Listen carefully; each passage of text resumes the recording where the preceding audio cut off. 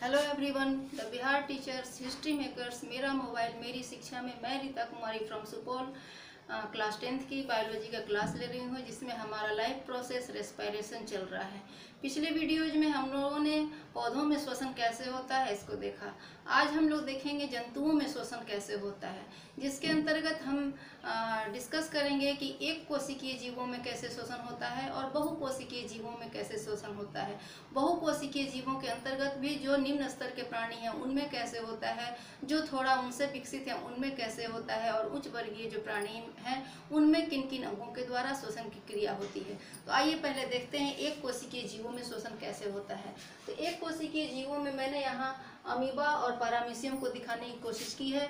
Amoeba में या paramecium एक कोशिकीय जीव हैं जिनमें कि श्वसन की क्रिया उनके शरीर की सतह के द्वारा ही, क्योंकि एक ही कोशिका के बने होते हैं, शरीर के कोशिका झिल्ली के माध्यम से विसरण क्रिया के द्वारा श्वसन की क्रिया संपन्न होती है।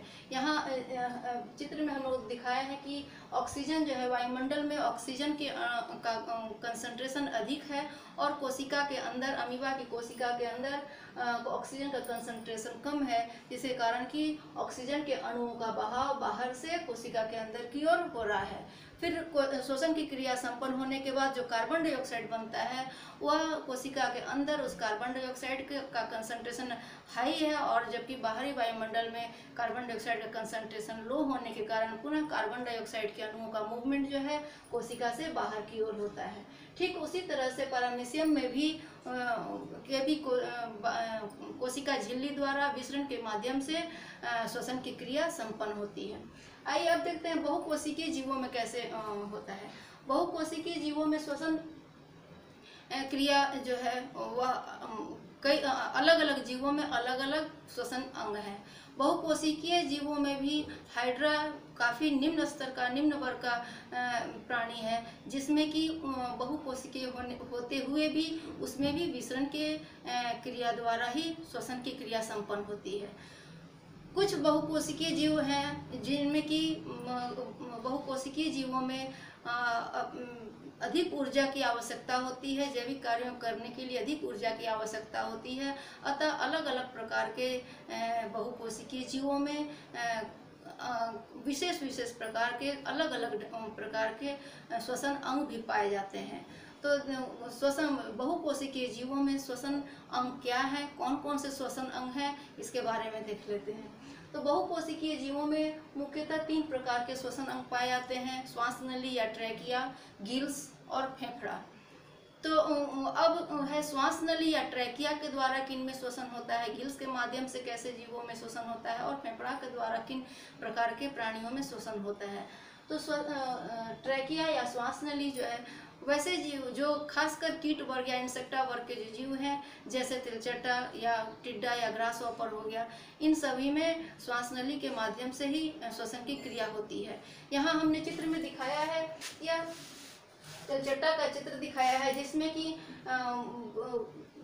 उनमें जो इनका जो श्वास नली या ट्रैकिया होता है वह शाखित अवस्था में होता है, कई शाखाओं में बटा होता है, और जिसका एक सिरा जो है उत्तकों में खुलता है और दूसरा सिरा शरीर की सतह पर छोटे छोटे श्वास रंध्र पाए जाते हैं, उस श्वास रंध्र में के द्वारा खुलता है। यहाँ ये ट्रैकिया है जो कि रेड कलर में दिख रहा है। यह ट्रैकिया जाल की तरह अंदर में शाखित अवस्था में, ब्रांच अवस्था में पाया जाता है, और सरफेस पर छोटे छोटे छिद्र होते हैं जिसे श्वास रंध्र कहते हैं। तो यह ट्रैकिया जो है डायरेक्ट उत्तक के संपर्क में रहता है, और दूसरा छोर जो है वह शरीर के सरफेस पर श्वास रंध्रों के संपर्क में रहता है।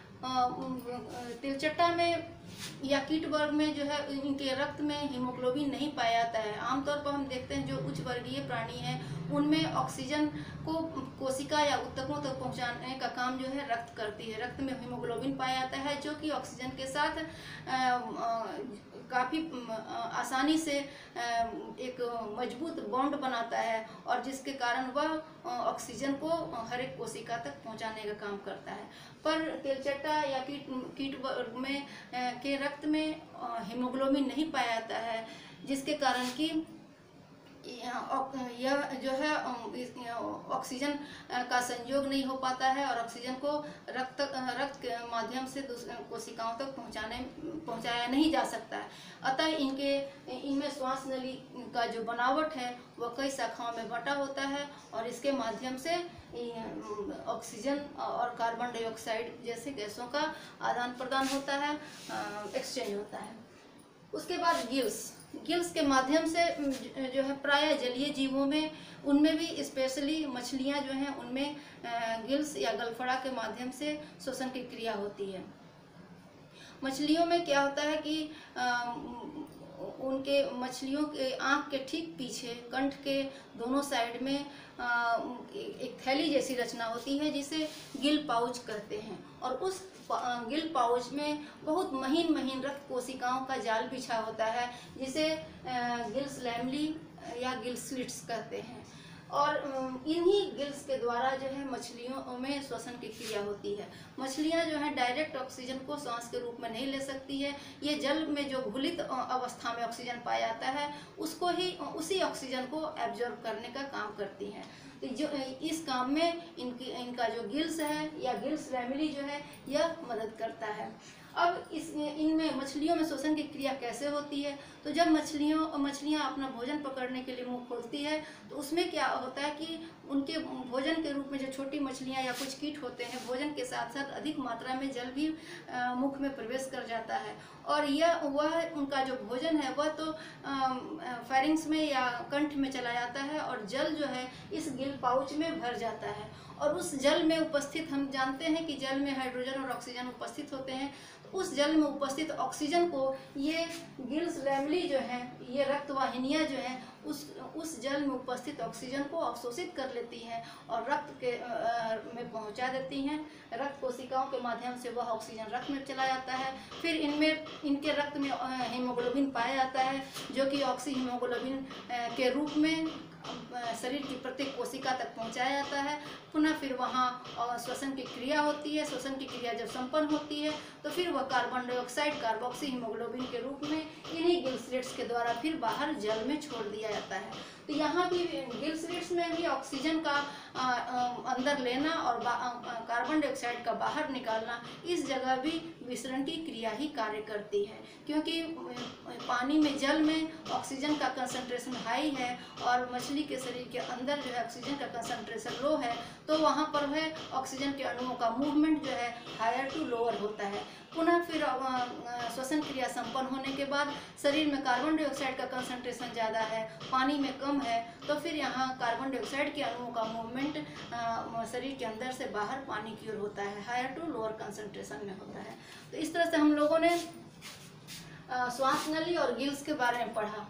अब लंग्स के या फेफड़ा के द्वारा श्वसन किस में होता है, तो वर्टिब्रेटा, सब फाइलम वर्टिब्रेटा के अंतर्गत जो वर्ग आते हैं, उस वर्ग के अंतर्गत जो भी जीव आते हैं, जो भी प्राणी आते हैं, उनमें प्रायः लंग्स के द्वारा रेस्पिरेशन की क्रिया होती है।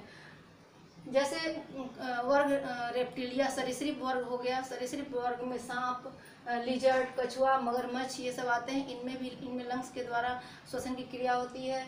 फिर क्लास एवीज या पक्षी वर्ग हो गया, उनमें भी फेफड़ों के द्वारा श्वसन होता है। और क्लास मैमेलिया जिसमें कि सभी स्तनधारी आते हैं, उनमें भी फेफड़ों के द्वारा श्वसन की क्रिया होती है। क्लास एम्फीबिया के अंतर्गत मेढक है जिसमें कि श्वसन की क्रिया फेफड़ा के अतिरिक्त त्वचा और फेरिंग्स के माध्यम से भी होता है। तो इनके बारे में लंग्स के द्वारा जो श्वसन की क्रिया होती है वह किन प्राणियों में होती है और मनुष्य में, मानव में श्वसन की क्रिया कैसे होती है, इसकी चर्चा हम अगले वीडियो में करेंगे। Have a nice day, take care, thank you.